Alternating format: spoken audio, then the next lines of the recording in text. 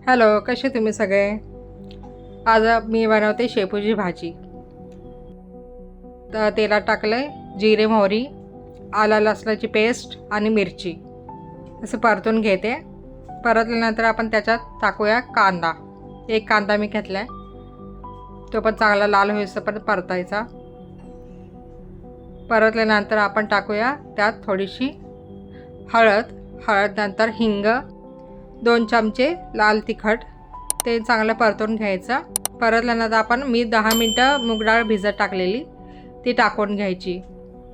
ती छान अशी परतायची एकत्र.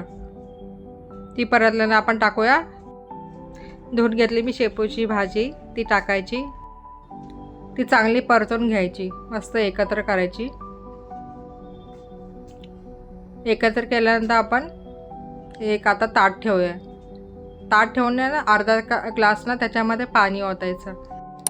त्याच वाफेवर आपली शेपूची भाजी शिजणार आहे.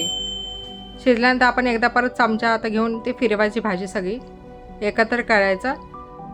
नंतर त्यामध्ये टाकायचं आपण म्हणजे तुम्हाला जे तेवढी भाजी असेल तेवढं मीठ टाकायचं आणि परतून घ्यायची परत भाजी. परत आणि झाकण ठेवायचं.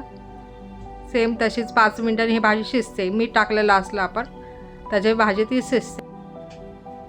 त्या भाजीला तवंग असा तेलाचा सुटतो तेव्हा समजायची की ती भाजी आपल्याला शिजली म्हणून. ती आपली रेडी झाली शेपूची भाजी.